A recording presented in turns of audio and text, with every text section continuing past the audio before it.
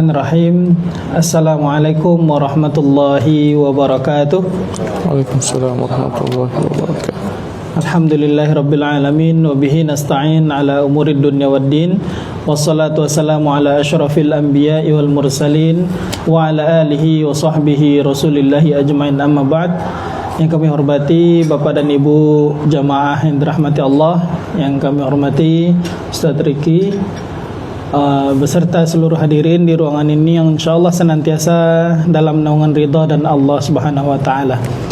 Alhamdulillah, pada kesempatan kali hari ini kita bisa berkumpul di ruangan dengan acara manasik umrah insyaallah.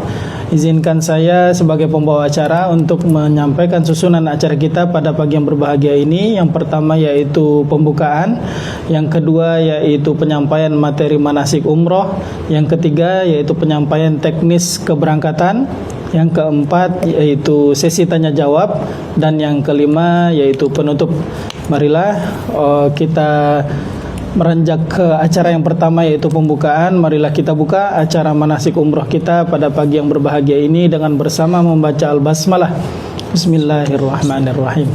Baiklah, acara yang kedua yaitu penyampaian materi manasik umroh yang insyaallah akan disampaikan oleh Al-Mukarram Ustaz Riki. Pada beliau kami persilahkan. Tafadhal. Silakan Mas Riki. Bismillahirrahmanirrahim. Assalamualaikum warahmatullahi wabarakatuh. Waalaikumsalam. Alhamdulillah. Alhamdulillahi hamdan katsiran tayyiban mubarakan fi kama yuhibbu rabbuna wa yardah. Thumma salatu wassalamu ala abdillahi wa rasulih nabiyyina Muhammadin wa ala alihi wa sahbihi.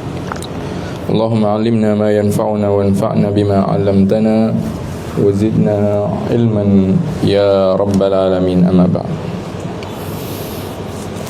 Bapak, Ibu-ibu, para calon tamu-tamu Allah yang semoga senantiasa dirahmati Allah Subhanahu wa taala, jamaah Namira Travel yang berbahagia.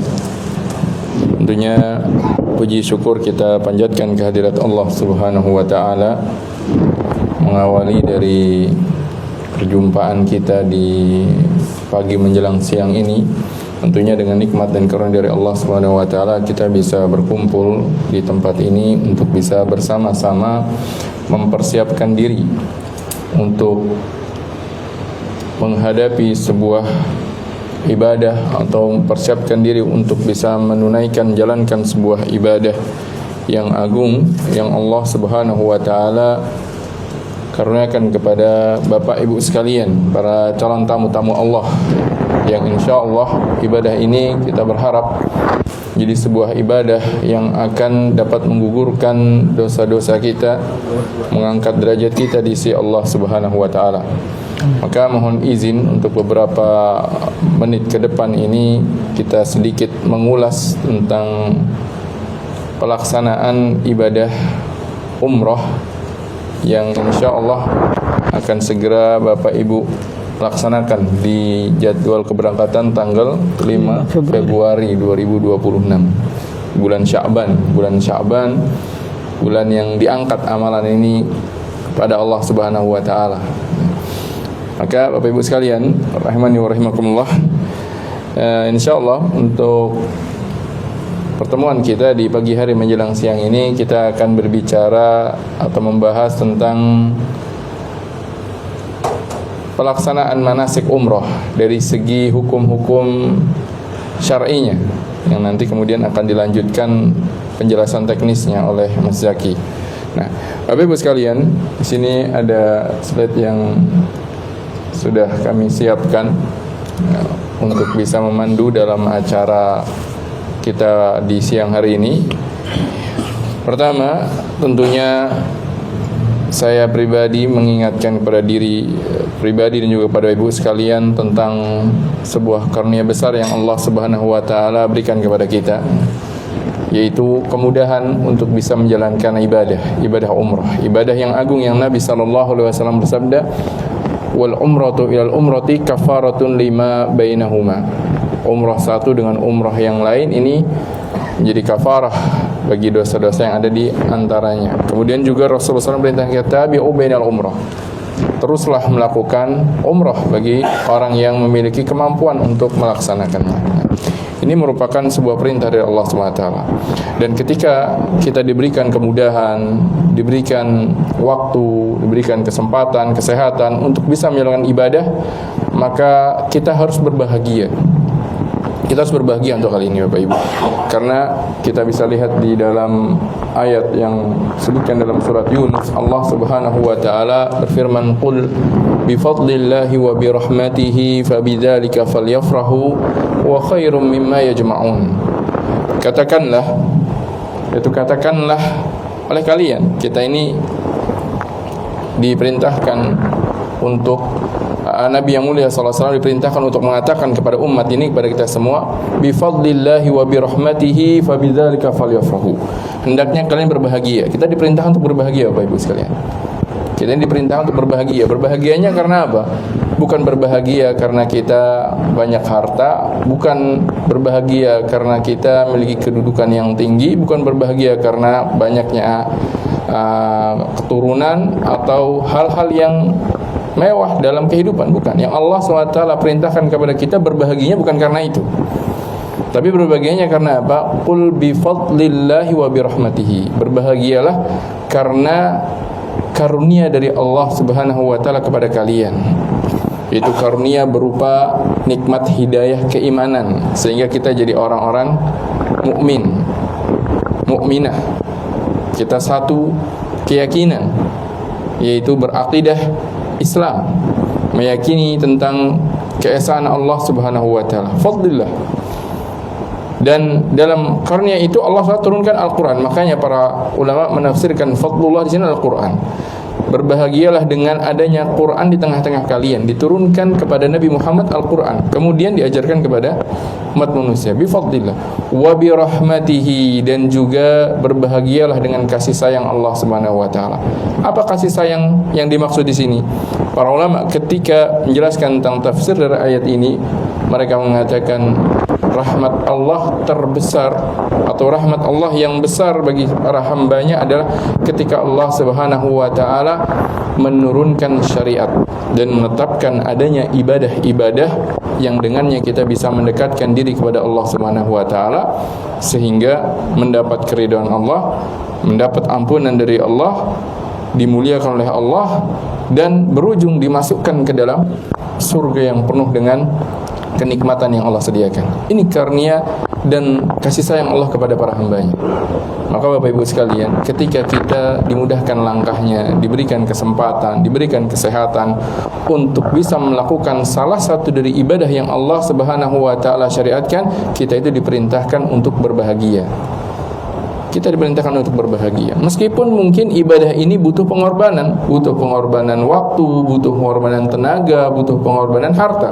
Bapak Ibu sekalian tentunya ingin melaksanakan ibadah umrah, tidak sedikit pengorbanan yang Bapak Ibu berikan. Waktu harus disisihkan. Yang mungkin sibuk dalam kerjaannya harus minta izin untuk diberikan cuti untuk bisa berangkat misalkan. Tenaga, Bapak Ibu harus mempersiapkan tenaga fisiknya nanti, karena dalam perjalanan ibadah umrah ini butuh kesiapan fisik dan juga harta, tentunya butuh adanya harta yang dikeluarkan, pembiayaan yang diberikan untuk perjalanannya, kemudian akomodasinya selama di sana. Nah, maka hal-hal yang dikorbankan ini tentunya harus kita sikapi dengan kebahagiaan. Kenapa? Bahagia, kita berkorban, ngasih, merelakan yang ada tangan kita berikan. Tapi kok kita bahagia? Karena imbalannya, balasannya adalah keridhaan Allah Subhanahu wa taala. Maka mengawali dari hal ini, saya mengajak pada Bapak Ibu sekalian, ya, mari kita berbahagia dengan karunia ini. Kita berbahagia dengan kesempatan yang Allah Subhanahu wa taala berikan kepada kita, kemudahan yang Allah berikan kepada kita untuk bisa menjalankan ibadah umrah insyaallah di antara bulan-bulan yang mulia ini. Bapak Ibu sekalian, rahimani wa rahimakumullah. Berbicara tentang ibadah umrah, maka tentu mungkin sebagian dari Bapak Ibu sekalian ada yang sudah pernah melaksanakannya, ada yang mungkin baru. Sedikit kita mengulas dari segi hukum fikihnya, apa yang diperintahkan di dalamnya, apa yang tidak boleh dilakukan ketika umrah. Maka kita perlu mengetahui tentang rukun umrah terlebih dahulu.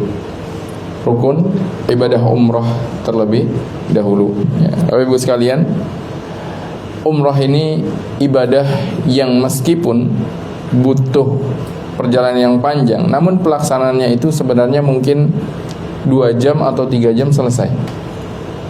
2 jam 3 jam selesai. Karena ibadah umrah ini terangkai dari 3 amalan saja yang disebut sebagai rukun di dalam ibadah umrah. Yang pertama yaitu berihram, disebut sebagai ihram.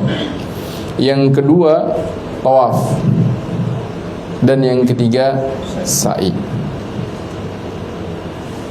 Berihram, tawaf, sa'i. Nanti ditutup dengan tahallul yang merupakan kewajiban. Jadi ada rukunnya, ada kewajibannya. Bedanya apa antara rukun dengan kewajiban? Bapak Ibu bisa lihat penjelasannya. Kalau rukun, maka jika meninggalkan salah satunya, ibadah umrah kita ini belum sah. Berangkat ternyata belum sempat tawaf, atau tawafnya kurang 1 putaran, tidak memenuhi syarat-syarat sahnya tawaf, maka umrahnya belum sah, tidak sah. Sama seperti ketika kita sholat, ternyata dalam sholat kita tidak membaca surat Al-Fatihah misalkan, atau tidak ruku, maka belum sah. Meskipun dengan alasan apa? Lupa. Meskipun dengan alasan tidak tahu. Itu yang namanya rukun dalam suatu ibadah. Maka rukun ini harus kita tunaikan ketiga-tiganya, tidak boleh tidak. Yang kedua ada yang namanya kewajiban. Kewajiban yang termasuk kewajiban ini adalah pertama, ketika kita berihram nanti, kita harus memulai ihram ini dari tempat yang diistilahkan sebagai miqat. Kalau sudah sampai miqat kita belum berihram, lewat kita baru berihram, berarti kita meninggalkan kewajiban. Meskipun kita melaksanakan ihramnya itu, tapi sudah kelewatan tempatnya. Ada batas, ada tempat startnya, di mana memulai dari tempat startnya ini yang dinamakan miqat, hukumnya adalah wajib. Yang kalau tidak dilakukan, maka nanti konsekuensinya jika kita meninggalkan salah satu dari kewajiban, maka kita harus membayar dam. Apa itu dam? Yaitu kita diwajibkan untuk menyembelih kambing, dan nggak boleh kita makan. Disembelih bukan kita makan, disembelih harus kita bagikan kepada fuqara, maka ini namanya dam.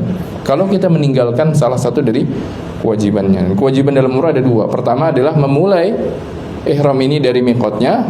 Yang kedua adalah setelah selesai dari sa'i nanti kita tahallul. Bagaimana tahallulnya? Yaitu memotong rambut, baik memotong secara keseluruhan bagi laki-laki atau memotong sebagiannya bagi laki-laki, dan tentunya bagi perempuan hanya memotong sebagian kecilnya saja. Nanti akan kita jelaskan ya. Maka gambaran dari perjalanan ibadah umrah ini Bapak Ibu sekalian terdiri dari rukun dan kewajiban. Selanjutnya di dalam ibadah umrah yang nanti akan Bapak Ibu sekalian tunaikan, ada yang juga diistilahkan sebagai sunnah umrah. Apa itu sunnah umrah? Yaitu amalan-amalan, hal-hal yang dianjurkan untuk tetap dilaksanakan juga di dalam pelaksanaan ibadah umrah ini, agar umrahnya sempurna, agar pahalanya semakin lengkap. Tapi kalaupun tidak ditunaikan, tidak apa-apa, tidak akan menjadikan umrahnya batal, dan tidak akan kemudian diminta untuk mengulang umrah, tidak. Hanya saja apa? Kurang afdal. Karena ada hal-hal yang Nabi SAW contohkan kepada kita, ternyata tidak kita ikuti. Karena Nabi SAW bersabda, khudhu anni manasikakum, ambil dariku manasik kalian. Maksudnya contohlah manasik kalian itu seperti yang aku lakukan. Dan ibadah dan sunnah ini sangatlah banyak. Nanti dalam prakteknya insya Allah saya akan berikan penjelasan satu persatu apa yang menjadi sunnahnya, apa yang menjadi kewajibannya. Jadi nanti dalam pelaksanaan sunnah-sunnah ini, kalaulah sekiranya ada yang tertinggal, ya nggak usah khawatir Bapak Ibu, umrah tetap sah. Misalkan apa? Misalkan ketika tawaf lupa nih pundaknya dibuka, pundak kanannya harusnya dibuka, nggak boleh ditutup. Ini sunnah, membukanya sunnah. Kalau ternyata lupa, ya nggak apa-apa. Sunnahnya ketika tawaf nanti harus lari-lari kecil, dianjurkan lari kecil bagi yang laki-laki. Ternyata nggak bisa Bapak Ibu sekalian, terlalu padat, ya nggak apa-apa, tidak akan menjadikan umrohnya tidak sah. Atau ternyata nggak bisa untuk mencium Hajar Aswad, ya sudah tidak apa-apa, karena mencium Hajar Aswad ini termasuk sunnah dalam pelaksanaan ibadah umroh. Ini sunnah-sunnah contoh-contohnya. Nanti akan kita sebutkan berapa sunnah yang akan kita contohkan dalam prakteknya nanti insyaallah. Nah, ini mengawali dari hal ini kita perlu tahu mana yang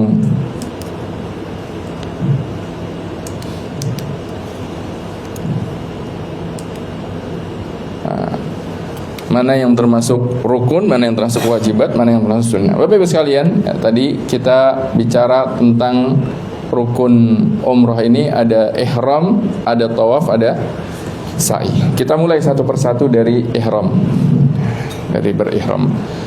Apa itu ihram?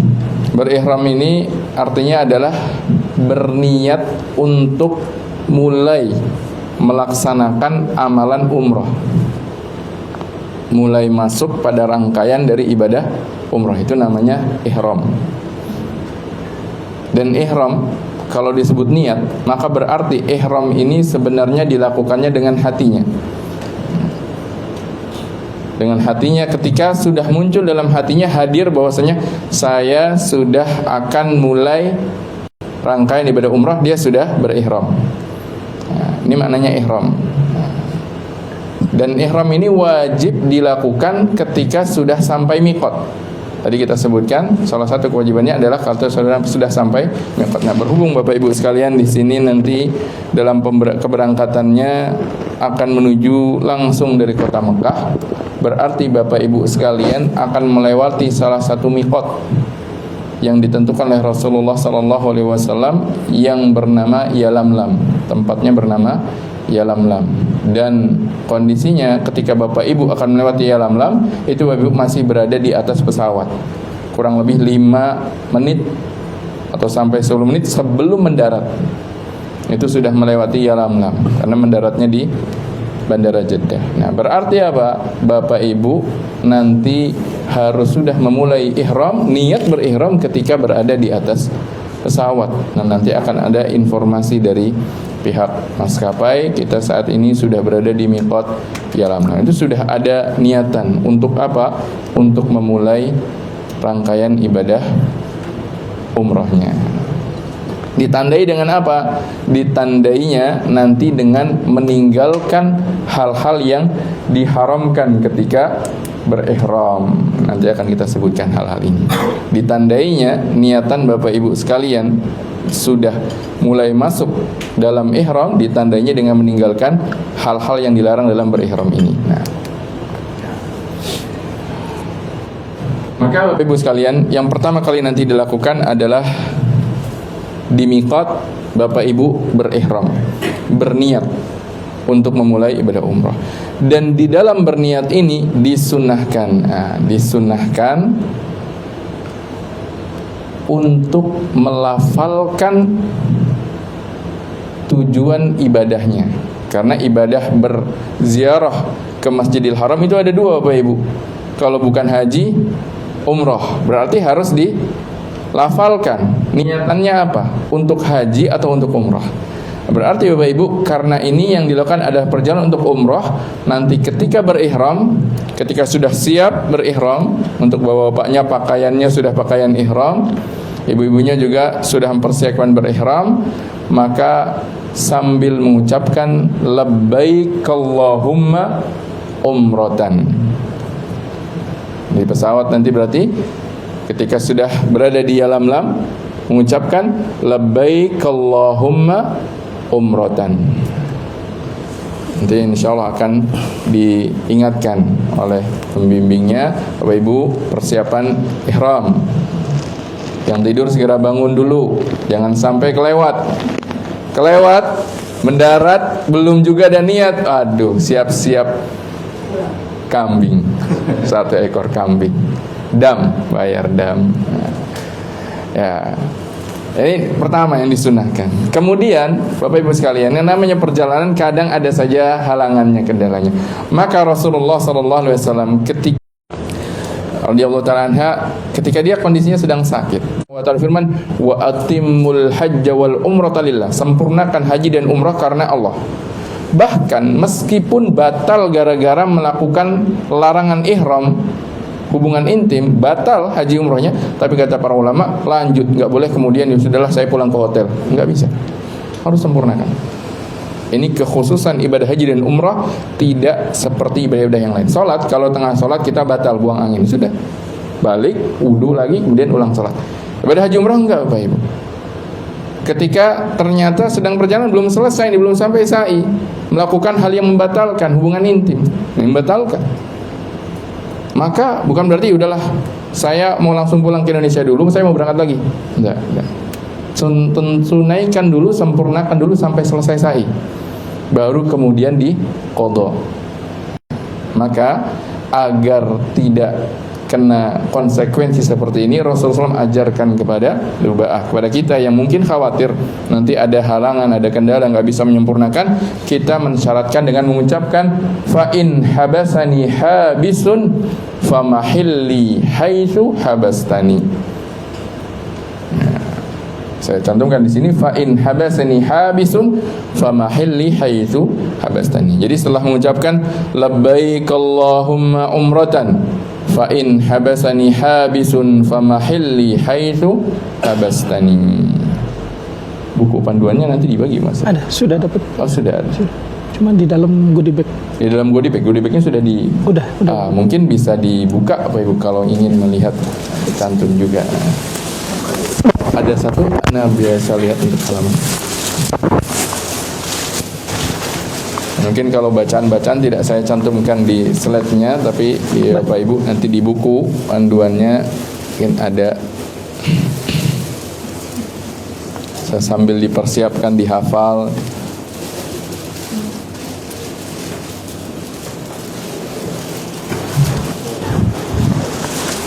Saya mohon izin sambil berdiri ya Bapak Ibu.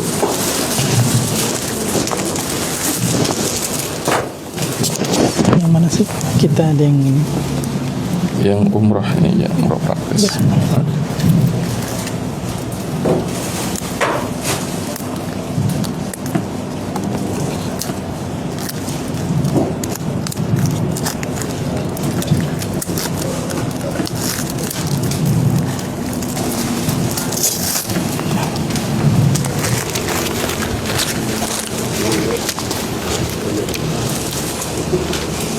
Ya, Bapak Ibu bisa lihat di halaman 11, Bapak Ibu. Bisa dibuka di halaman 11 di buku yang berwarna hijau, Umroh Praktis dan Ziarah. Di halaman 11. Ya, nanti di halaman 11 ketika Bapak Ibu sampai di miqat, sudah akan berihram, sudah siap nih dari segi pakaiannya, persiapannya, sudah siap akan berihram, maka hadirkan dalam hati niatan akan mulai sambil mengucapkan labbaik Allahumma umratan. Bisa Pak? Bisa dibantu? Saya bantu. Bisa. Di halaman 11 ada pelafalan ihramnya, labbaik Allahumma umratan. Bisa ada tambahan Allahumma hadhihi umratun la ria'a fiha wala sum'a. Ini tambahan saja. Kalau sekadar mengucapkan labbaik Allahumma umratan sudah cukup. Sambil ditambah yang bawahnya Allahumma mahilli haitsu habastani. Boleh seperti ini, atau fa in habasani habisun famahilli haitsu habastani. Intinya artinya adalah, ya Allah, kalau sekiranya saya terhalang untuk menyempurnakan ibadah umrah ini, maka tempat tahallul saya adalah saat itu juga, yaitu saya nggak harus lanjut lagi. Kalau ternyata di perjalanan sebelum sampai Mekah, sebelum tawaf masih di hotel, belum mulai tawaf tapi sudah melakukan pembatalnya, misalkan melakukan hubungan intim, yang ini konsekuensinya batal umrahnya, maka tidak harus ikut tawaf. Ya sudah, bisa mulai untuk memperbaiki lagi, keluar lagi ke miqat, kemudian mulai berihram lagi. Maka ini namanya pensyaratan. Fa in habasani habisun fa mahilli haitsu habastani, atau Allahumma mahilli haitsu habastani, seperti yang ada di buku. Selanjutnya setelah itu Bapak Ibu sudah berstatus sebagai muhrim dan muhrimah. Ini sekaligus saya ingin menyampaikan, kadang di istilah kita nyebut mahram itu muhrim, itu salah. Muhrim itu artinya orang yang sedang berihram. Mahram itu laki-laki perempuan yang punya hubungan mahram. Nah, yang benar adalah mahram kalau antara laki perempuan yang haram menikah, ya, ini namanya mahram. Kalau muhrim itu artinya orang yang sedang berihram. Nah, kalau orang sedang berihram, haram beberapa hal yang nanti akan kita sebutkan. Nah, namun apabila sudah berihram, maka silakan buka di halaman berikutnya, diperbanyak talbiyah. Ini sunnah juga, sunnah dalam ibadah umrah adalah memperbanyak talbiyah, yaitu di halaman 12 dengan mengucapkan labbaik Allahumma labbaik, labbaik la syarika laka labbaik, innal hamda wal ni'mata laka wal mulk la syarika lak. Terus diulang. Untuk yang bapak-bapaknya, untuk yang laki-laki dianjurkan untuk dikeraskan.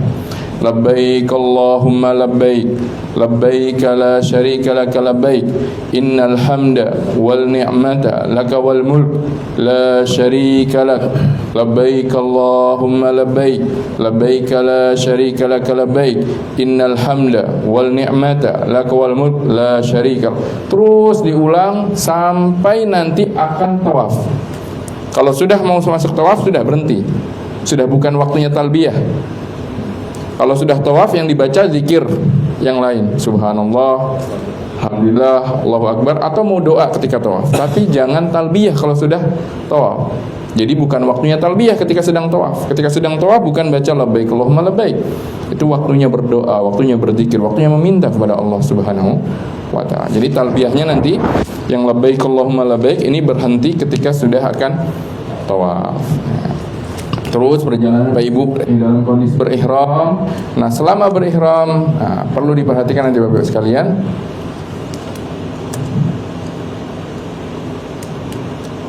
Nah, ada hal-hal yang haram dilakukan ketika Bapak Ibu sudah dalam status berihram. Ini hukumnya haram. Kalau sengaja dilakukan berdosa. Dan kalau sengaja dilakukan nanti ada konsekuensinya. Selain berdosa, ada kewajiban membayar fidyah. Membayar fidyah. Nah, tapi kalau kelupaan karena tidak tahu, tidak apa-apa. Yang penting setelah ingat, setelah diberitahu, langsung tinggalkan. Misalkan lupa cukur rambut, padahal kondisinya sedang berihram, ya udah nggak apa-apa. Lanjut, nggak harus bayar fidyah kalau karena lupa atau karena tidak tahu. Nah, apa saja yang diharamkan? Yang pertama, mencabut rambut kepala maupun badan. Pokoknya rambut yang ada di badan kita, entah itu rambut kepala, entah itu mungkin kumis, entah itu jenggot, entah itu mungkin rambut bulu ketiak. Nah, ini jangan dicabut, jangan dipotong selama Bapak Ibu masih berstatus ihram. Kapan berakhirnya status ihram? Kalau sudah tahallul. Makanya disebutnya tahallul, cukur rambut itu Bapak Ibu. Kenapa? Karena dengan cukur rambut setelah sa'i, ini menandakan tahallul. Tahallul artinya kembali halal lagi hal-hal ini. Ini artinya tahallul. Tahallul, kalau ditanya tahallul itu apa? Tahallul itu adalah kembali menghalalkan hal-hal yang diharamkan ini dengan cara setelah selesai sa'i, cukur rambutnya. Pertama adalah mencukur rambut kepala atau badan. Ini tidak boleh dilakukan kecuali sudah selesai sa'i. Nah, kedua, memotong kuku. Memotong kuku juga tidak boleh selama kondisinya masih berihram. Ketiga, menutup kepala khusus bagi laki-laki. Tidak boleh menutup kepala dengan sesuatu yang menempel di kepala. Peci, topi, ini tidak boleh. Tapi kalau pakai barang karena panas, nutupin panas, ngadem dengan barang nggak apa-apa. Atau pakai payung, payungnya nempel, nggak apa-apa. Tapi jangan sesuatu yang melekat di kepala. Yang biasa kita pakai di kepala, peci, topi, itu tidak boleh. Memakai pakaian yang berbentuk pola badan. Ini juga khusus bagi laki-laki. Kita sering mendengar istilahnya pakaian berjahit. Tapi saya berikan keterangan di sini lebih jelasnya, karena yang dimaksud bukan masalah ada jahitannya Bapak Ibu. Yang dimaksud adalah pakaian tersebut pakaian yang memiliki bentuknya pola badan. Kalau pola badan bagian atas berarti kan ada tangan kanan kiri. Pola badan bagian bawah berarti ada kaki dua. Pakaian yang demikian nggak boleh. Makanya ketika sedang berihram untuk laki-laki pakaiannya disebut kain ihram. Sebenarnya nggak ada istilah kain ihram Bapak Ibu. Adanya adalah selendang atau sarung. Rasulullah SAW ketika menyebutkan ditanya tentang apa yang dilarang bagi orang yang berihram, la talbasu al-qumusa wala sarawil wala al-khifaf. Jangan kalian pakai gamis. La talbasul qumus, gamis. Wala sarawil, dan jangan pakai celana. Walal burnus, dan jangan pakai burnus. Burnus itu jubah yang ada tutupnya langsung. Dan juga jangan pakai khuf, sepatu. Nah, ini sepatu juga termasuk yang dilarang dalam poin ini. Kenapa? Karena ini adalah suatu pakaian atau suatu yang membungkus tubuh dengan pola badan itu sendiri. Maka sepatu jangan, pakainya sandal. Sepatu yang sampai menutup ke mata kaki ini tidak boleh dipakai. Kaos kaki juga jangan. Untuk bapak-bapaknya, untuk laki-lakinya, pakainya kain ihram, yaitu pakaian yang dipakainya tidak membentuk pola tubuh. Dipakai dalam bentuk sarung, sarung kan nggak ada bentuk kakinya. Makanya kalau sarung tapi dijahit tengahnya, ya nggak boleh, sama aja jadinya. Atau atasannya adalah kain, selendang, disebutnya adalah selendang. Nanti akan kita contohkan bagaimana nanti cara memakainya. Ini hal keempat yang dilarang. Maka bagi bapak-bapaknya tidak boleh memakai pakaian atau sesuatu yang melekat pada tubuh yang membentuk pola tubuh.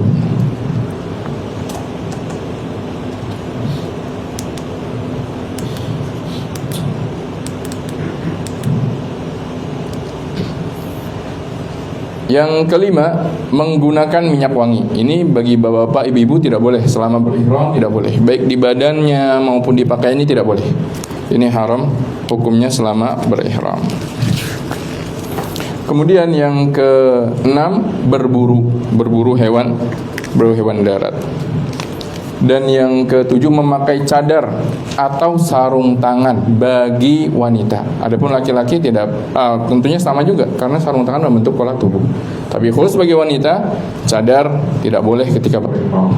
Sarung tangan juga tidak boleh ketika berihram. Karena ketika Rasulullah SAW juga ditanya tentang apa yang dipakai, maka Rasulullah SAW bersabda, wala talbasu al-quffazain. Jangan dia memakai dua sarung tangannya. Wala tantaqibul mar'atu wala talbasu quffazain. Jangan pakai niqab, jangan pakai cadar, dan jangan pakai sarung tangan, kata Rasulullah sallallahu alaihi wasallam. Dan yang terakhir adalah melakukan hubungan intim atau permesraan. Dan ini kalau dilakukan membatalkan ibadah umrohnya, namun tetap harus dilanjut. Baik. Untuk hal ini bisa Bapak Ibu lihat di halaman 7, larangan dalam ihram atau umroh. Situ disebut 12, lebih detailkan lagi.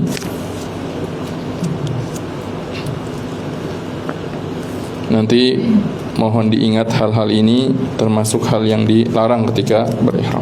Selanjutnya, ketika Bapak Ibu sudah tiba di hotel, sudah tiba di kota Mekah, maka amalan selanjutnya yang dilakukan adalah tawaf.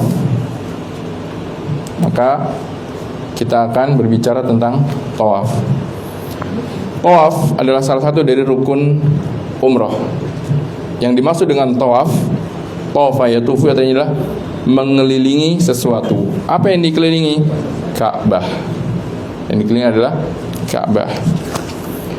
Ketentuan untuk tawaf mohon nanti diperhatikan.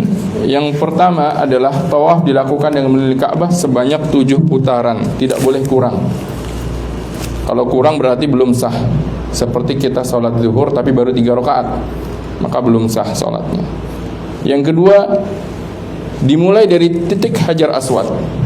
Dari titik Hajar Aswad, di sudut yang ada Hajar Aswadnya, ditandai dengan adanya lampu hijau di sebelah kanannya. Nanti akan ada isyarat lampu hijau yang menandakan itu adalah garis lurus titik sejajar dengan Hajar Aswad, dan disitulah dimulainya hitungan startnya dari situ. Jadi kalau baru mulainya dari yang rukun Yamani, pojok yang lainnya, kemudian 7 juga di rukun Yamani, nggak lanjut ke Hajar Aswad, tawafnya belum lengkap. 7 putaran dimulai dari titik Hajar Aswad. Selanjutnya diharuskan dalam keadaan bertoharoh dan bersih dari najis. Berarti wudhu dulu Bapak Ibu sekalian. Kalau di tengah-tengah tawaf batal, buang angin misalkan, maka hentikan tawafnya, wudhu, kemudian balik lagi ke titik di mana Bapak Ibu tadi batal. Kemudian lanjut lagi kurang berapa. Tinggal dilengkapi dari titik di mana di situ sudah batal. Tidak harus mengulang dari awal menurut pendapat yang disebutkan oleh sebagian para ulama. Selanjutnya diharuskan menutup aurat. Untuk hal ini mohon diperhatikan, terutama bagi bapak-bapak, ketika menggunakan kain ihram jangan sampai kainnya melorot, karena batasan aurat bapak-bapak ini dari mulai pusar. Jadi pusarnya ini harus tertutup sebagai batasan menutup auratnya. Kalau melorot segera taikkan kembali agar tidak terbuka auratnya. Karena ini termasuk syarat untuk sahnya tawaf. Dan selanjutnya disunnahkan melakukan salat 2 rakaat setelah selesai tawaf. Ini salah satu sunnah dalam tawaf adalah salat sunnah 2 rakaat. Adapun 4 yang sebelumnya semuanya adalah wajib dan syarat di dalam tawaf. Dan sunnah 2 rakaat ini termasuk sunnahnya. Dan juga sunnah-sunnah lain yang nanti akan kita sambil praktek kita jelaskan mana saja yang termasuk sunnahnya. Setelah selesai tawaf Bapak Ibu sekalian, maka amalan selanjutnya adalah ibadah sa'i. Apa itu ibadah sa'i? Sa'i yaitu melakukan perjalanan dari Bukit Safa ke Bukit Marwa. Sa'i harus dilakukan setelah menyelesaikan tawaf. Jangan sa'i dulu kemudian tawaf. Belum sah sa'inya menurut pendapat jumhur para ulama. Misalkan Bapak Ibu ketinggalan rombongan nih ketika tawaf, ketemunya di Safa. Bapak Ibu belum tawaf, ada yang belum tawaf misalkan. Saya ikut rombongan dulu, ikut sa'i dulu, nanti saya tawafnya nyusul. Yang lain pulang ke hotel karena tadi saya belum tawaf, saya tawaf. Takut ketinggalan rombongan. Jangan Bapak Ibu. Tidak sah sa'inya. Karena sa'i di antara syaratnya adalah dilakukan setelah tawaf. Kalau belum tawaf tapi sa'i, maka sa'inya dianggap tidak ada. Harus diulang lagi setelah tawaf. Sa'i dilakukan dengan berjalan bolak-balik antara Bukit Safa dan Bukit Marwa. Bisa dilihat di gambar sebelah kanan, ini Bukit Safa. Dulu bukit, sekarang masih di dalam bangunan. Ini Safa. Dimulai setaranya dari titik Safa ke Marwa. Sebelah kiri inilah Marwa. 7 kali. 7 kali ngitungnya. Perjalanan dari Safa ke Marwa 1 kali. Perjalanan baliknya dihitung sudah 2 kali. Kemudian dari Safa ke Marwa lagi 3 kali, sehingga nanti berakhirnya di Marwa. Safa, Marwa 1, balik lagi ke Safa 2, ke Marwa lagi 3, 4, 5, 6, 7, berakhir di Marwa. Bapak Ibu kalau ragu ini sudah berapa, tapi Bapak Ibu masih di Safa, berarti nggak mungkin udah selesai ini, karena berakhirnya harusnya di Marwa. Dan wajib mulainya dari Bukit Safa dan berakhir di Bukit Marwa. Dan nanti dalam sa'i ini pun ada sunnah-sunnah yang akan kita jelaskan ketika prakteknya. Selesai dari sa'i, maka amalan terakhir adalah tahallul. Bagaimana cara tahallul? Yaitu dengan mencukur rambut. Bagi bapaknya ada 2 pilihan. Boleh mencukur habis, disebut halaq, dan itu lebih utama. Rasulullah SAW mendoakan, Allahumma arham muhalliqin, ya Allah rahmatilah orang-orang yang mencukur habis rambutnya. 3 kali. Kemudian baru kemudian wal muqassirin, dan juga orang-orang yang memendekkan rambutnya. Adapun perempuan, maka tentunya tidak boleh mencukur habis. Untuk perempuan cukup mencukurnya sepanjang 1 ruas jari saja. Kumpulkan rambutnya, kemudian dipotong 1 ruas jari saja untuk yang perempuan. Jadi boleh pilih untuk laki-laki mencukur semua rambut kepala, ini khusus bagi laki-laki, atau mendekkan rambut kepala bagi laki-laki, dan perempuan memotong hanya 1 ruas jari saja. Dengan melakukan ini berakhirlah amalan ibadah umroh Bapak Ibu sekalian, sudah selesai dan kembali halal hal-hal yang tadi dilarang. Maka selesai sudah pelaksanaan ibadah umroh. Tinggal Bapak Ibu beribadah di kota Makkah dan juga Madinah nantinya. Demikian gambaran umum tentang pelaksanaan ibadah umrah ini. Kita akan coba untuk praktekkan sambil saya tambahkan penjelasan tentang hal-hal yang nanti disunnahkan di dalam masing-masingnya.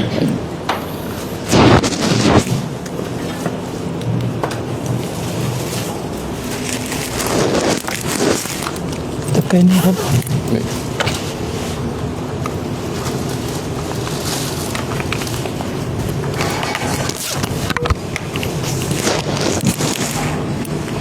Ini jadikan Ka'bahnya ya kali ya, mejanya. Oh, boleh. Di tengah. Ya, sudah.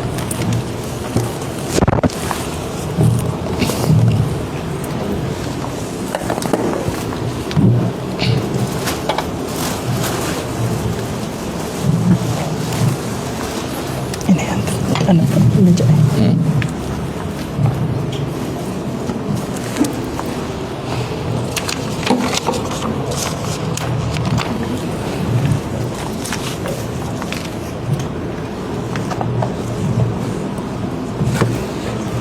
Oke.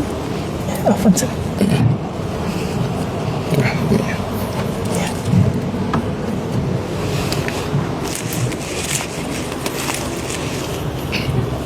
Baik Bapak Ibu sekalian, rahimani wa rahimakumullah, para calon tamu-tamu Allah Subhanahu wa taala. Kita akan mulai dari mempraktekkan pelaksanaan ibadah umroh step by step, berurutan dari mulai miqat hingga nanti selesai pelaksanaan ibadah umroh itu sendiri. Maka Bapak Ibu sekalian, nanti Bapak Ibu akan berihram di miqat, yang lebih tepatnya saat Bapak Ibu berada di atas pesawat. Maka berarti persiapan untuk ihram ini harus dilakukan sebelum memasuki wilayah tersebut. Dan yang tentunya hal-hal yang disunahkan sebelum mulai berihram adalah membersihkan tubuh terlebih dahulu. Yang ingin merapikan rambut, merapikan kumisnya, memakai minyak wangi pada badannya, silahkan, dan itu dianjurkan. Mandi terlebih dahulu sebelum berihram. Nah, kondisinya karena ihram di atas pesawat, tentunya semua ini dilakukan sebelum Bapak Ibu naik ke atas pesawat. Mungkin dari rumah atau dari hotel. Sebelum masuk ke pesawat, mandi, kemudian cukur, merapikan rambutnya atau mungkin kumisnya, atau ingin potong kuku terlebih dahulu. Nah, karena nanti kalau sudah berihram semua itu tidak boleh dilakukan. Dan pakai minyak wangi boleh, tapi selain bajunya, selain kain ihramnya. Karena kalau kain ihramnya ini dilarang untuk diberikan minyak wanginya. Jadi pakai minyak wangi untuk laki-laki, perempuan boleh di badan. Kalau sekiranya nanti nempel ke pakaian dari badan nggak apa-apa. Yang penting bukan sengaja ditujukan di kain ihramnya. Nah, setelah persiapan, maka untuk bapak-bapaknya tentunya akan melepaskan pakaian yang membentuk pola tubuh dan mengganti dengan pakaian yang berupa sarung dan selendang. Nah, di sini ada 2 kain, satu untuk menutup bagian bawah, satu untuk menutup bagian atasnya. Bapak Ibu atau bapaknya bisa menggunakan kain ini. Sebenarnya caranya bebas, cari yang enak. Nah, saya ada beberapa cara yang mungkin bisa ditiru juga.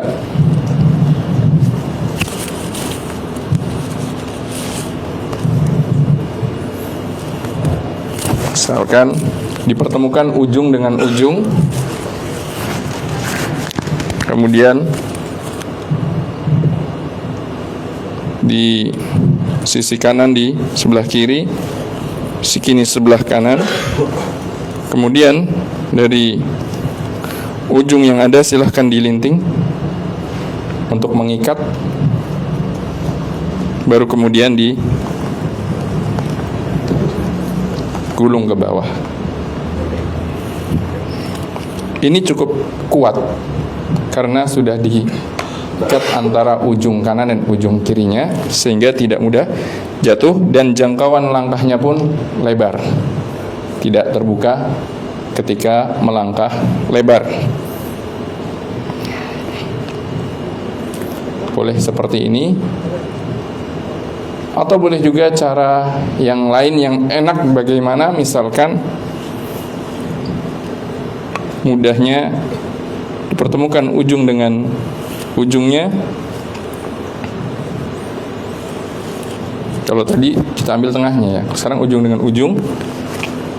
Dari sini dilinting langsung ke sini, kemudian dibalikan lagi, atau mau langsung ke sini juga boleh.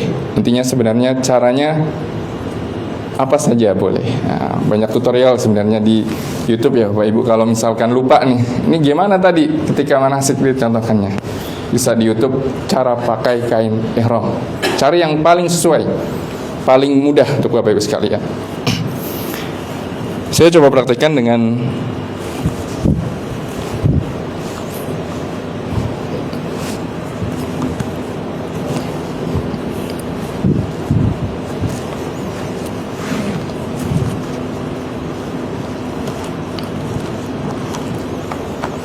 baik seperti ini. Untuk yang atasnya ada sabuknya, dikasih sabuk enggak? Ada sabuk.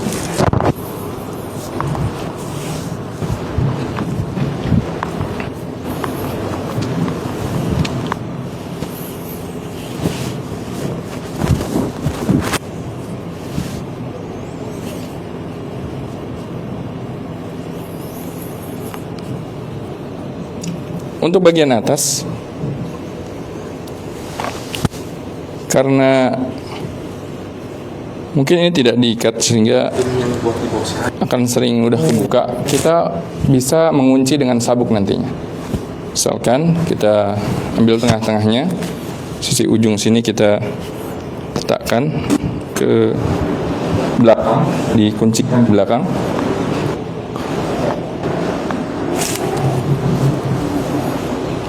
Diambilkan.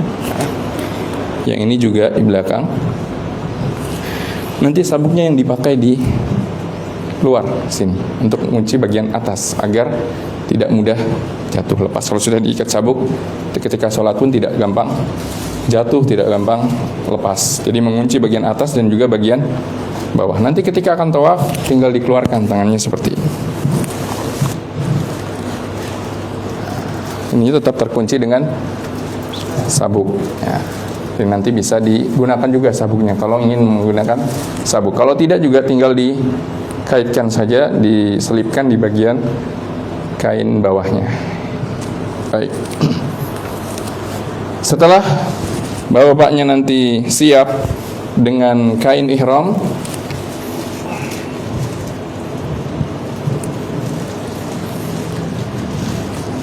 maka apabila sudah diinformasikan sudah berada di atas yalamlam, itu tandanya Bapak Ibu harus mulai niat berihram.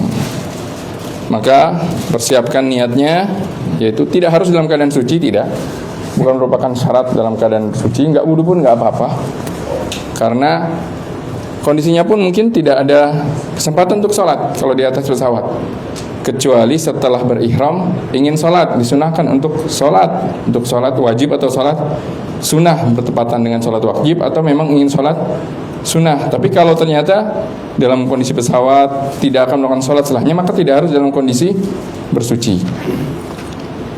Dengan mengucapkan labbaik Allahumma umratan fa in habasani habisun famahilli haitsu habastani. Atau tadi di halaman 11, labbaik Allahumma umratan Allahumma mahilli haitsu habastani. Maka dengan mengucapkan itu, Bapak Ibu sudah dinyatakan sebagai seorang muhrimah. Haram hal-hal yang tadi kita sebutkan.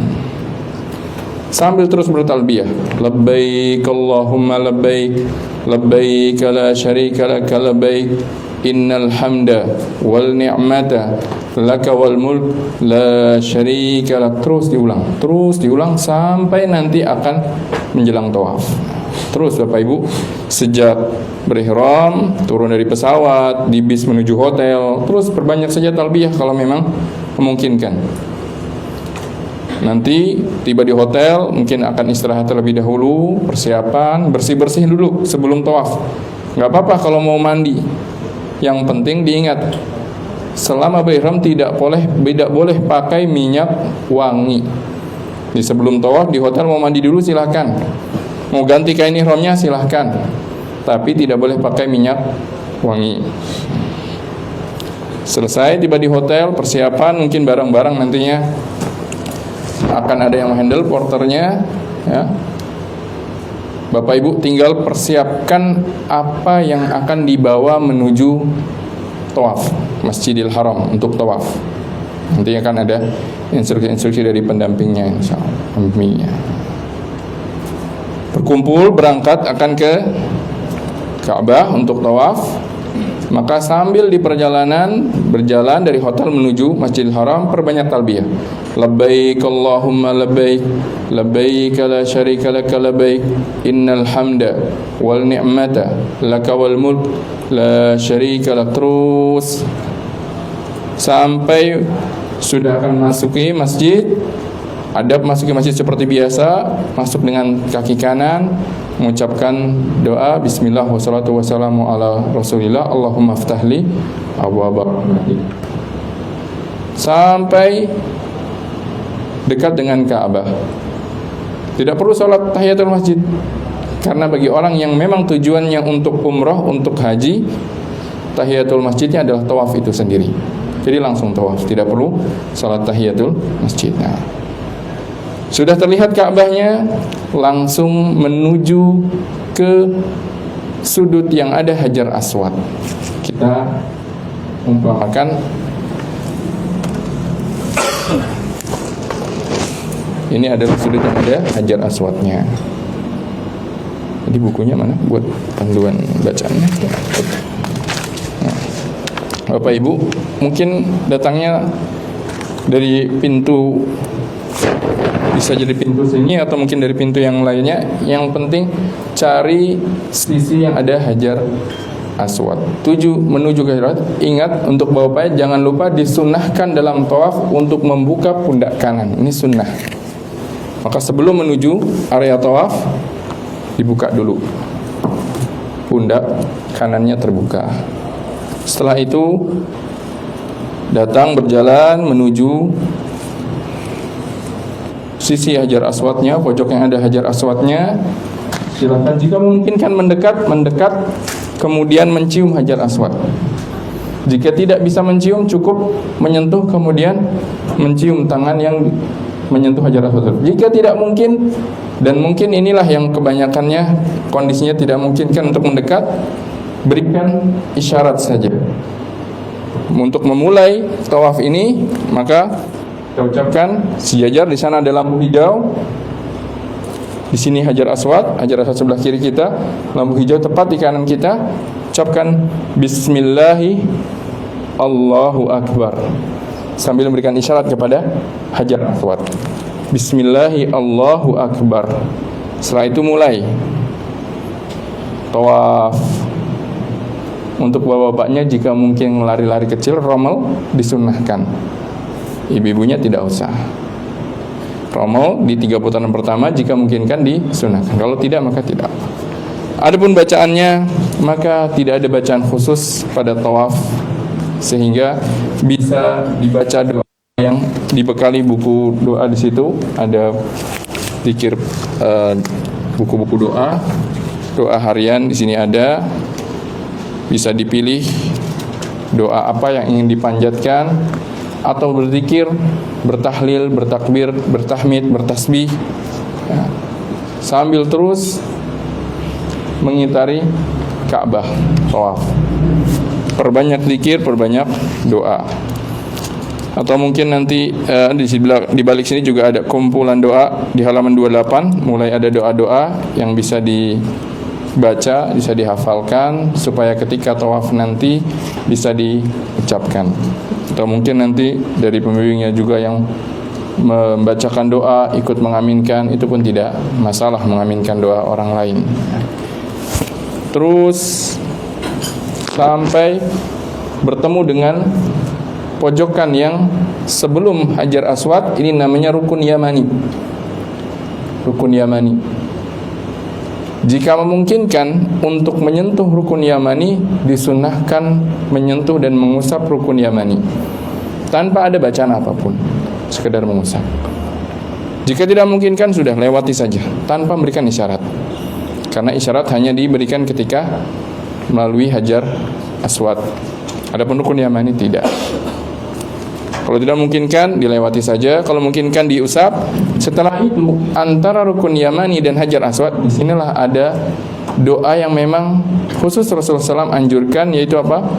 Rabbana atina fid dunya hasanah wa fil akhirati hasanah wa qina adzabannar. Terus diulang sampai bertemu lagi dengan Hajar Aswad.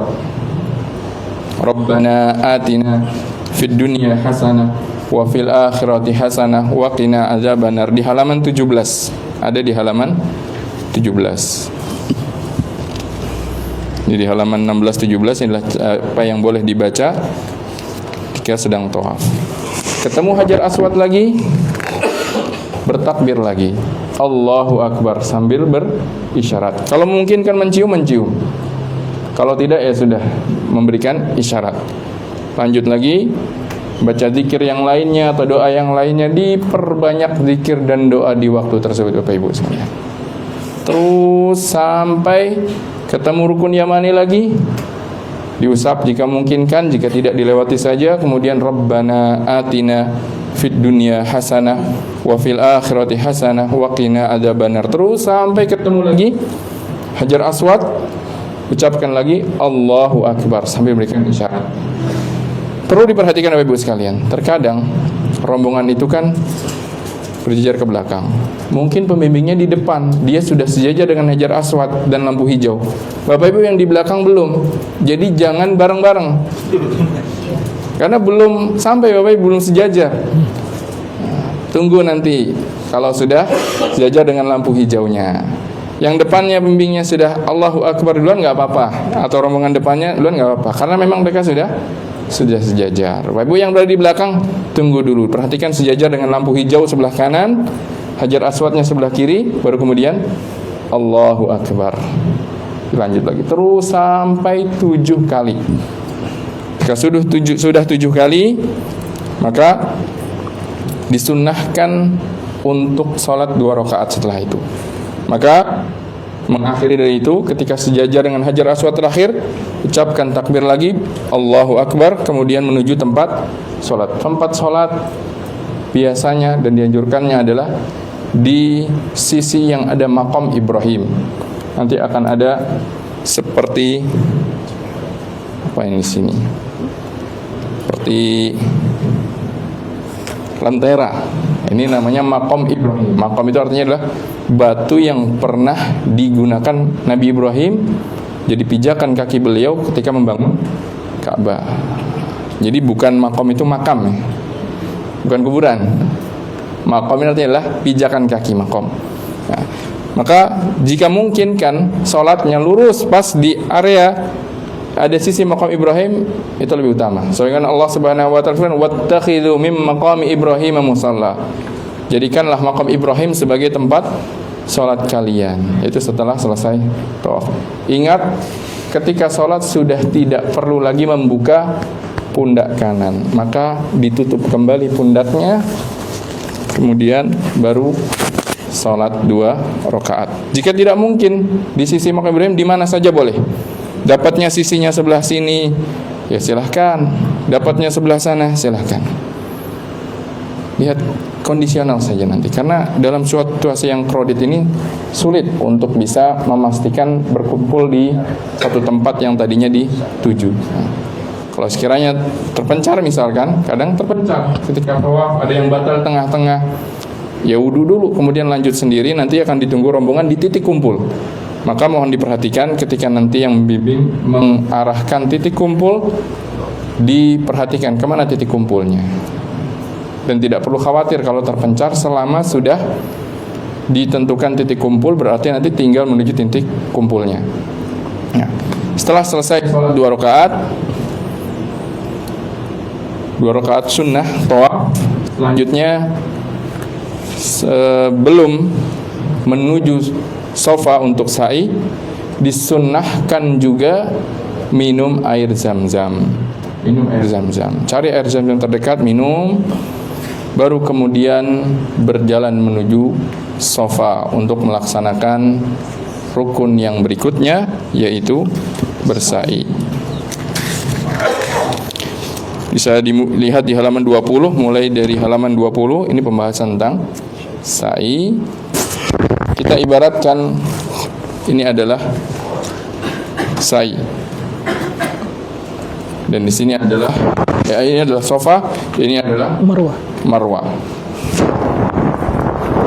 Maka selesai dari tempat sholat, kita menuju bukit sofa.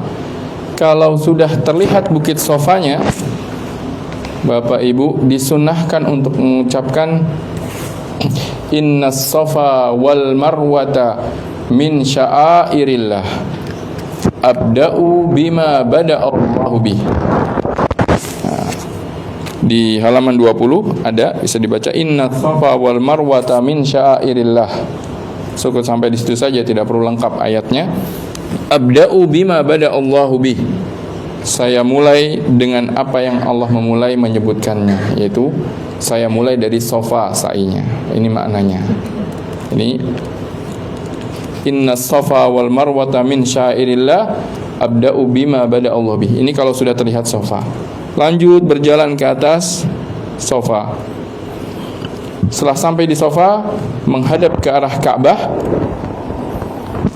sambil berzikir dan berdoa. Ini sunnah, berzikir dan berdoa sunnah.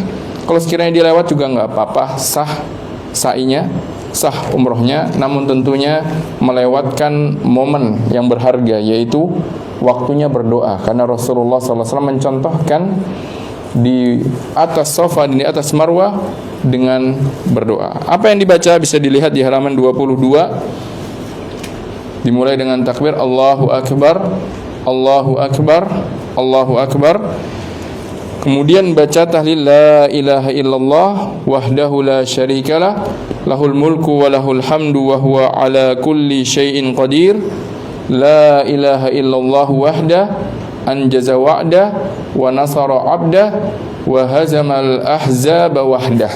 Di halaman 22 disebutkan semua itu zikirnya. Mulai dari takbir Allahu Akbar, Allahu Akbar, Allahu Akbar. La ilaha illallah wahdahu la syarikalah la wa huwa ala kulli syai'in qadir. La ilaha illallah wahdah anjaza wa'dah wa nasara 'abdah wa hazamal ahzaba wahdah. Selesai dari baca ini berdoa. Silahkan pilih doa apa saja. Di halaman 28 ada doa-doanya. Pilih. Selesai doa, lanjut lagi, baca lagi. Allahu Akbar, Allahu Akbar, Allahu Akbar. La ilaha illallah wahdahu la syarikalah lahul mulku wa lahul hamdu yuhyi wa yumiitu wa huwa ala kulli syai'in qadir. La ilaha illallah wahdah anjaza wa'dah wa nasara 'abdah wa hazamal ahzaba wahdah. Sambil mengangkat tangan. Semua itu sambil mengangkat tangan. Selesai itu doa lagi. Selesai doanya baca lagi. Berarti zikir ini 3 kali, doanya 2 kali. Doanya di antara zikir-zikirnya. Makanya agak sedikit panjang berdirinya ketika di sofa. Setelah selesai zikirnya 3 kali, sudah doanya di antara zikir-zikir tersebut, silahkan mulai menuju marwah. Silahkan menuju marwah. Berjalan, sambil berjalan menuju marwah. Zikir berdoa, silahkan zikir dan berdoa ketika itu. Kalau sudah batal wudunya tidak apa-apa, tidak berwudu, karena ketika sa'i tidak harus dalam keadaan bertoharoh. Beda halnya dengan tawaf. Jadi kalau sa'i batal nggak perlu wudu, lanjut aja.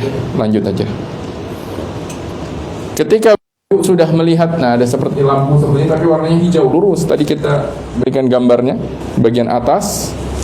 Disunnahkan bagi bapak-bapaknya untuk lari cepat sampai selesai dari batas hijau, baru jalan santai lagi menuju Marwah sambil terus berzikir sampai di Marwah. Lanjut lagi menghadap ke Ka'bah, arah Ka'bah, berdoa seperti yang tadi dilakukan di Safa. Zikirnya 3 kali yang ada di halaman 22. Di sela-sela zikir membaca doa. Silakan doa sambil mengangkat tangan. Setelah itu selesai, balik lagi ke Safa. Sama, jalan santai berzikir. Ketika sudah sampai di lampu yang berwarna hijau, itu dulu ada lembah. Lari cepat. Kemudian jalan santai lagi sampai di Safa, menghadap Ka'bah lagi. Ulangi terus, setiap di Safa, setiap di Marwah, seperti itu sampai nanti terakhir. Ini perjalanan ke-7 menuju Marwah. Sampai di Marwah, maka berdoa lagi terakhir. Setelah itu sudah langsung mencari tempat untuk tahallul atau cukur rambut. Tidak perlu sholat, karena tidak ada sholat sunnah setelah sa'i. Adanya adalah setelah tawaf saja. Setelah cukur rambut, sudah selesai rangkaian ibadah umrah yang Bapak Ibu lakukan. Tinggal kembali ke hotel. Baik, demikian kurang lebih penjelasan singkat sekaligus praktek ringkas untuk pelaksanaan ibadah umrah ini. Selanjutnya saya kembalikan ke Mas Zaki untuk pembahasan teknis dan tanya jawab. Silakan.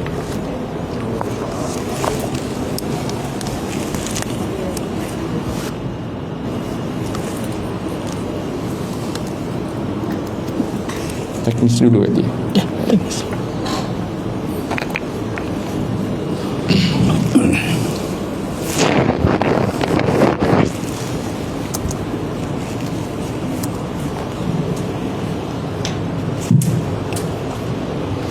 Baik, alhamdulillah, terima kasih kepada Ustadz Riki yang telah menyampaikan materi manasik umrohnya, yang insya Allah akan menjadi bimbingan jamaah sekalian, panutan, kemudian contoh nanti insya Allah dengan niat yaitu meraih predikat umroh mabrurah dan makbulah insya Allah.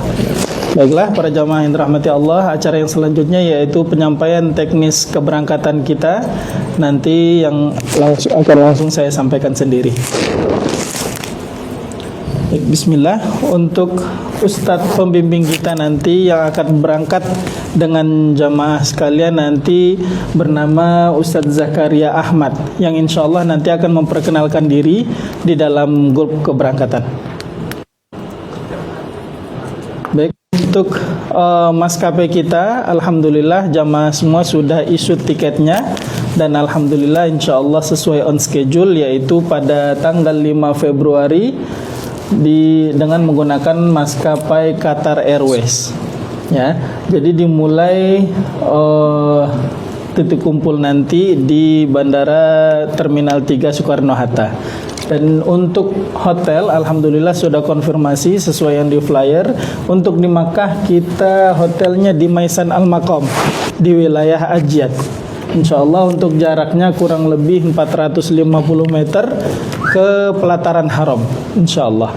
Nah, untuk di hotel di Madinah, yaitu alhamdulillah kita sudah confirm di Hotel Miraj As-Salam, yaitu jaraknya 150 meter ke pelataran Nabawi, insya Allah.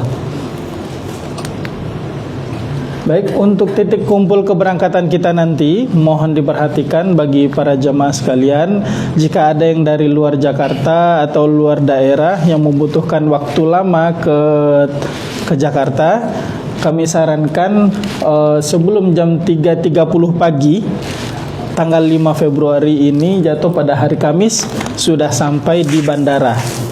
Ya, bandaranya Terminal 3 Soekarno-Hatta. Ya, jadi ada juga jamaah yang punya yang berinisiatif mau menginap dahulu di sekitaran bandara atau di wilayah bandara, boleh, silahkan. Nanti kita akan kumpul di ruang meeting Hotel Anara di Terminal 3 Internasional. Karena di Terminal 3 ada 2 Hotel Anara, domestik dan internasional. Kita yang di internasionalnya, ya. Posisinya itu di dalam Terminal 3. Jika jamaah datang dari kedatangan di atas, silahkan turun 1 lantai ke bawah, kemudian dekat West Lobby, lobby barat, ya. Seperti ini gambaran posisi Hotel Anara. Jika nanti belum masuk waktu kumpul, silakan jamaah berkumpul di ruang tunggu lorong lobby hotel, silakan. Nah, barangkali ada jamaah yang datang jam 2 atau jam 3, silakan berkumpul dahulu, atau ingin sholat malam dahulu, silakan. Di situ dekat ada musola.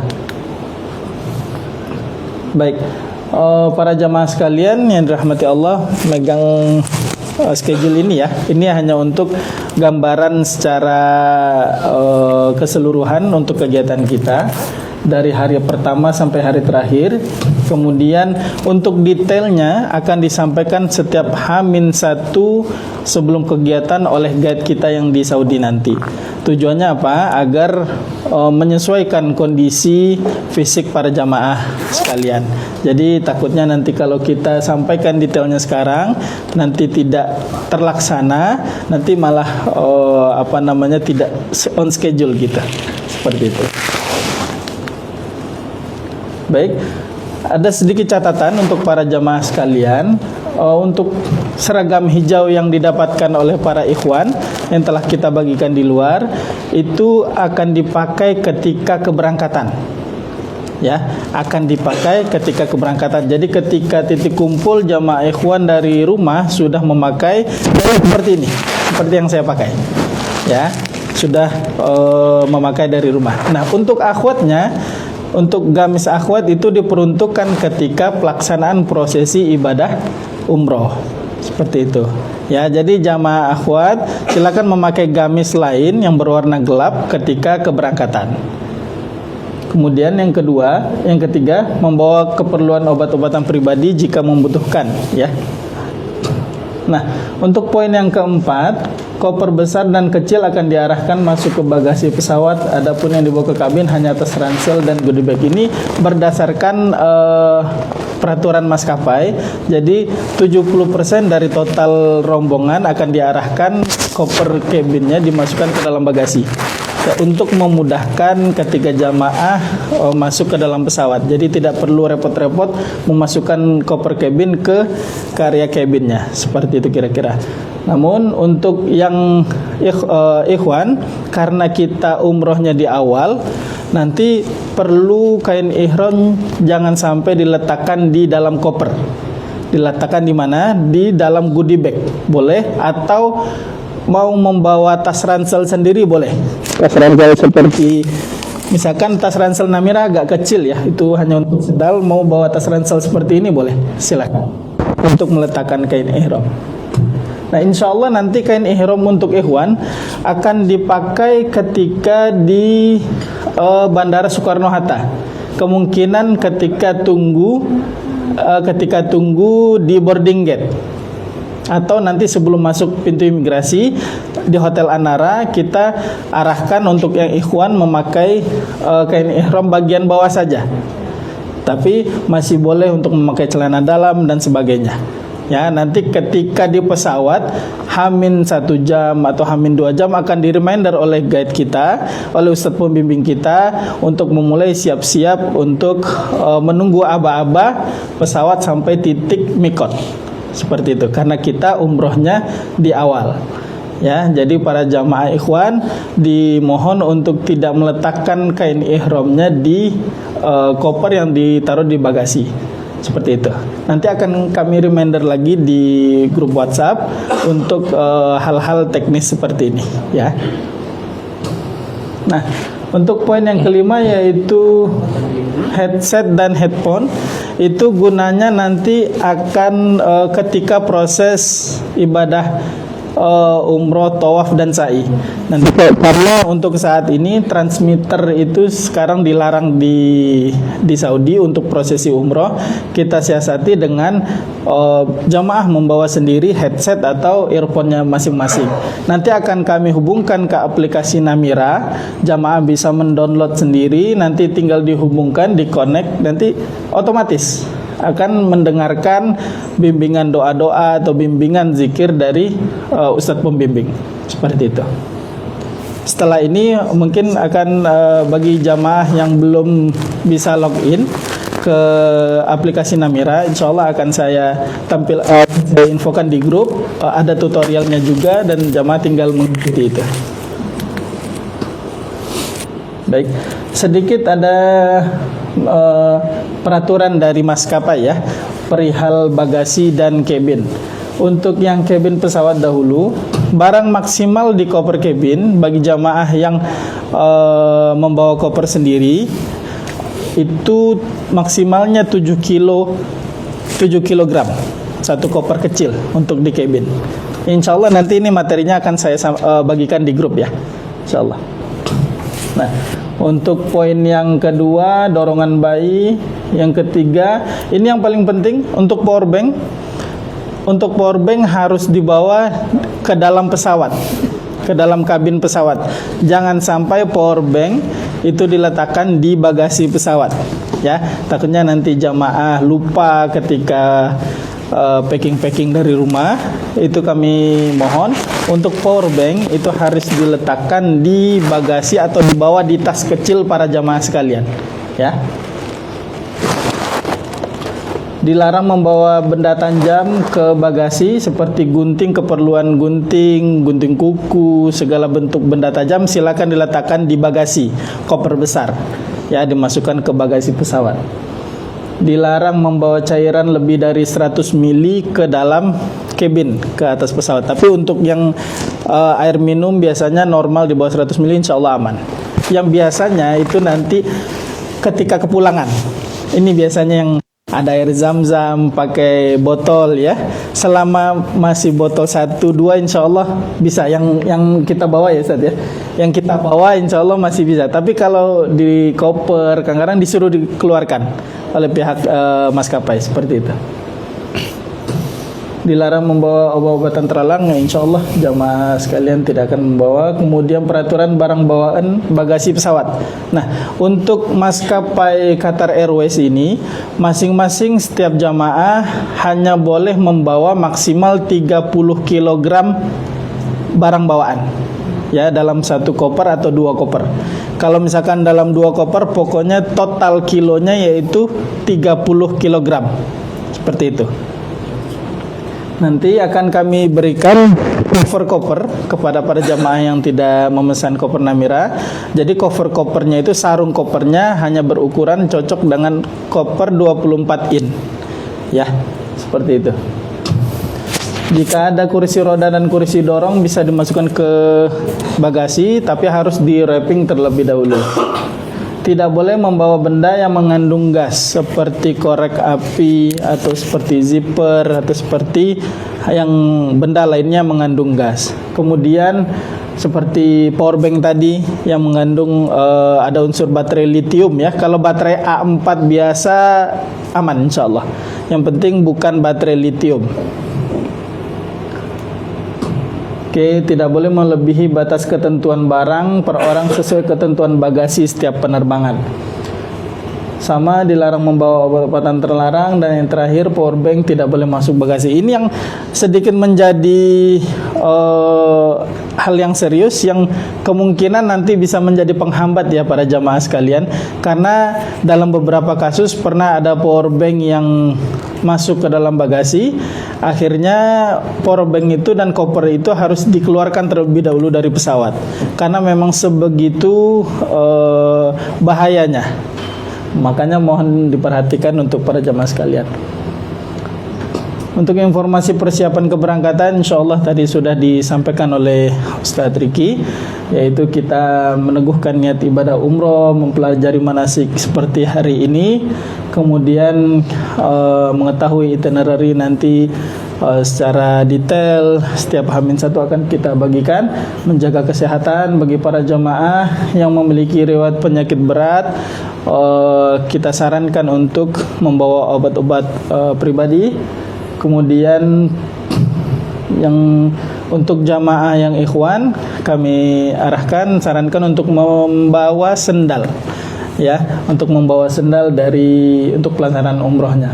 Nah, untuk poin yang ke-8, menyiapkan mata uang rial. Boleh jamaah tukarkan di money changer di sini, atau nanti membawa yang punya kartu ATM yang dengan logo Visa atau Mastercard. Ya, selain itu tidak bisa. Ya. Nah, kemudian kami juga Namira Travel bisa mengakomodir dan memfasilitasi jamaah bagi yang ingin menukarkan rial. Nanti insyaallah setelah ini saya akan bagikan form, yaitu form pilihan paket. Isinya yaitu penukaran rial, kemudian penukaran roaming. Yang jamaah ingin membeli roaming, yang tidak mau yang ingin memesan lewat kami juga bisa. Roamingnya XL, Telkomsel, kemudian Indosat. Insya Allah kami bisa. Nanti akan saya bagikan formnya di grup. Silakan jamaah bagi yang mau, silakan diisi. Dan nanti akan ditutup H-2 hari sebelum kita keberangkatan. Insya Allah tanggal 3 itu akan kita tutup. Ya. Dan satu lagi tambahan untuk kereta cepat, bagi jamaah yang ingin memesan kereta cepat, kita tutup insya Allah besok hari. Jadi silahkan di WA PIC jamaah masing-masing, CS-nya yang terhubung siapa, nanti silahkan jika ingin menggunakan kereta cepat. Oke, nah ketika jamaah sekalian sampai nanti di titik kumpul kita di Hotel Anara, ketika telah menyerahkan koper-kopernya ke staf kami bagian handling, silakan difotokan kopernya masing-masing. Ada berapa koper, silakan difoto untuk jaga-jaga untuk dokumentasi. Nah, untuk poin yang 12, seat pesawat akan dipesan kita blok satu seatnya gitu. Jadi alhamdulillah untuk rombongan kita ada 31 orang. Nanti kita akan blok seat 31 orang. Nanti insya Allah setiap jamaah akan dekat duduknya dengan kerabat masing-masing atau istri atau keluarga masing-masing. Kalau nanti qadarullah terpisah, nanti silakan jamaah duduk dahulu. Ketika arahan dari pesawat sudah aman untuk melepaskan sabuk pengaman, baru sampaikan ke Ustadz Guide, Ustadz pembimbing untuk menukar tempat duduk dengan yang dituju. Seperti itu ya. Baik, ini ada sedikit saran perlengkapan dari kami, peralatan yang perlu dibawa ketika perjalanan umroh nanti. Silakan jamaah menyiapkan sarung, pakaian dalam, jaket, handuk dan sebagainya macam yang lainnya. Untuk payung insya Allah tidak perlu karena sekarang sedang musim dingin jamaah sekalian. Jadi yang sebagai catatan malah itu jaket. Karena udara di Madinah bisa sampai 10 derajat ke bawah. Ya, sangat dingin alhamdulillah. Karena kebetulan saat ini kami juga ada program Umroh Akbar yang sedang berjalan, yang saat ini baru sampai di Madinah, seperti itu. Ya, bawa jaket, kalau perlu ada dalaman lagi, shawl kalau mau beli silahkan, atau sarung tangan, kaos kaki double silahkan, karena memang udara untuk di Madinah khususnya memang sangat dingin, seperti itu. Kemudian ini peralatan tambahan yang menyesuaikan sesuai kebutuhan jamaah sekalian. Ini akan didapatkan oleh para jamaah. Alhamdulillah tadi yang sudah ada di dalam goodie bag Namira itu ada gamis, ada koko ikhwan, ada tas ransel, obat-obatan, buku panduan. Untuk yang koper, yang memesan koper, insya Allah sebentar lagi nanti ketika pulang jamaah akan bawa kopernya. Ya, kalau misalkan qadarullah belum sampai, insya Allah kami kirimkan ke alamat rumah jamaah masing-masing. Ya. Nah, untuk jamaah yang ingin membawa colokan di Saudi ini beda colokannya Ibu ya. Ya Pak, ini colokannya 3. Silakan sampaikan ke toko listrik di dekat rumah untuk membeli colokan 3 ini. Insya Allah mereka sudah paham untuk umroh gitu. Begitu. Nah, untuk headset bisa yang ada talinya atau yang bluetooth silahkan. Jadi jamaah nanti diharapkan benar-benar membawa headset masing-masing untuk memudahkan dalam perbimbingan pembacaan zikir, doa-doa dari Ustaz pembimbing insyaallah. Baiklah, mungkin hanya itu teknis keberangkatan yang saya sampaikan. Insyaallah semua materinya nanti akan saya kirimkan ke dalam grup keberangkatan. Baiklah, untuk kita lanjut acara yang selanjutnya yaitu sesi tanya jawab. Jika ada para jamaah yang ingin bertanya perihal ibadah umroh atau perihal teknis keberangkatan, silakan angkat tangan kemudian menyampaikan pertanyaan. Tafadhol, silakan. Saya dulu deh. Untuk Assalamualaikum. Waalaikumsalam warahmatullahi wabarakatuh. Berarti jam 3.30 bawah udah setelan gamis, atas ihram. Atas gamis itu ya Pak ya, yang setelan hijau itu ya. Ya. Jadi untuk yang pakaian ikhwan, saya ulangi lagi, untuk ketika sampai bandara, kalau ikhwan jamaah para bapak-bapak ingin langsung memakai kain ihram dari rumah, tidak apa-apa. Tapi kalau misalkan takutnya agak ribet di awal, silakan siapkan kain ihramnya di goodie bag. Nanti silakan berpakaian normal. Nanti ketika di ruang tunggu boarding gate sebelum masuk ke pesawat, dia nanti dipandu oleh Ustadz pembimbing, insya Allah akan diganti di situ. Tapi kalau mau pakai dari rumah pun silahkan, insya Allah aman. Seperti itu. Ada lagi? Ya, nambahin ini tadi. Artinya itu kita berangkat dari Soekarno-Hatta kan. Soekarno-Hatta kita nggak langsung ke Jeddah, kita Doha dulu. Ya. Kenapa nggak dari Doha kita pakai itu?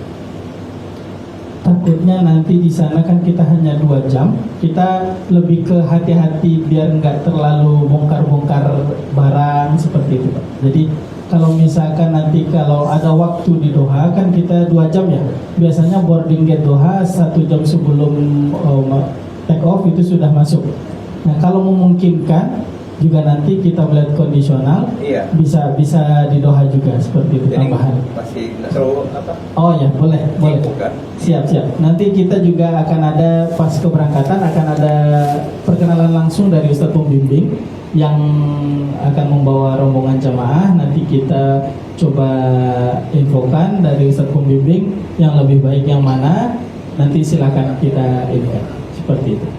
Ya. Ada lagi? Ya, saya lagi. Boleh. Ke Ustadz mungkin ya. Ustadz, kalau seandainya kita sudah melakukan tahallul selesai umroh kita, boleh kita mengumrohkan yang lain?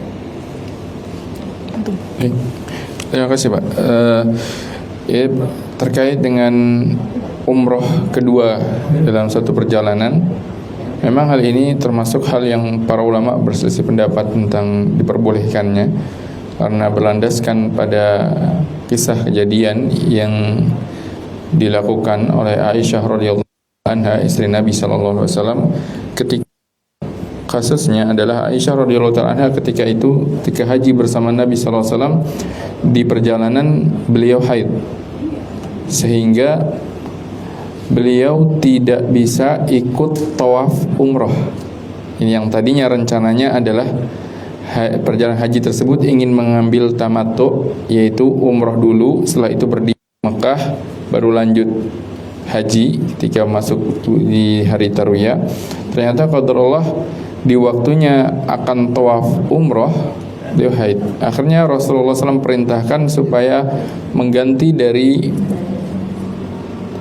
tamattu ke qiran, sehingga tidak ada tawaf umroh, adanya langsung tawaf haji, tawaf ifadah. Nah, setelah selesai dari haidnya, Aisyah radhiyallahu taala minta izin kepada Rasulullah sallallahu alaihi wasallam untuk melakukan umroh tersendiri. Berangkatnya bukan dari Madinah tapi dari Mekah. Maka Rasulullah perintahkan agar berihram di wilayah luar tanah haram yang ketika itu bertepatan di Tan'im. Nah, sekarang ada satu masjid yang namanya Masjid Aisyah, kayak dikenalnya Nabi Aisyah, karena disitulah Aisyah radhiyallahu taala anha memulai ihramnya, diantarkan oleh saudaranya. Nah, dari situ maka Aisyah radhiyallahu taala anha umroh 2 kali dalam satu. Tapi hal itu tidak dilakukan oleh para sahabat Nabi yang mulia sallallahu alaihi wasallam yang lainnya, dan juga Rasulullah tidak melakukan umroh lagi.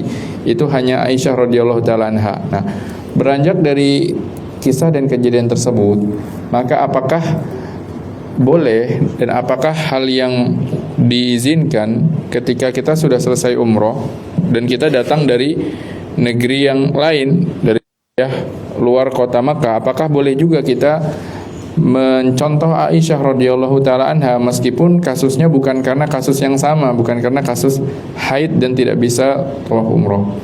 Maka sebagian para ulama pendapat tentang iya, itu berlaku secara umum, namun tidak hal yang dianjurkan, dalam artian bukan hal yang afdol untuk 2 kali umroh dalam satu perjalanan. Tapi kalaupun ada, maka ada landasannya dari kisah Aisyah.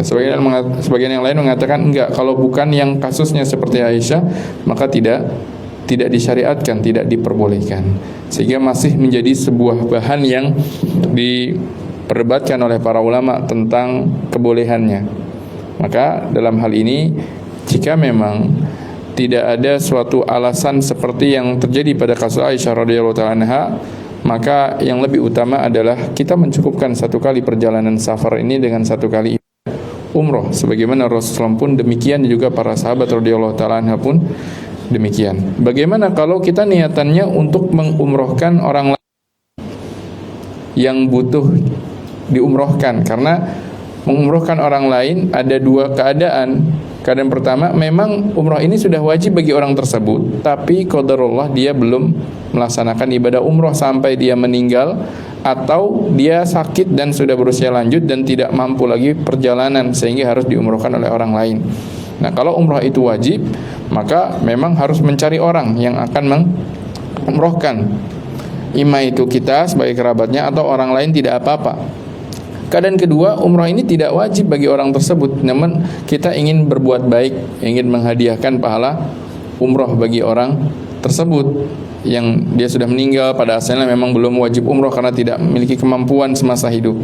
Maka hal seperti itu tidak mengharuskan kita untuk mengumrohkannya. Maka kalau kasusnya yang pertama, yaitu memang sudah wajib umroh dan kondisinya ketika itu kita sedang berada di sedang perjalanan umroh untuk kita sendiri, apakah boleh bagi kita untuk mengumrohkan saudara kita tersebut sebagai bentuk umroh wajib yang belum dia tunaikan?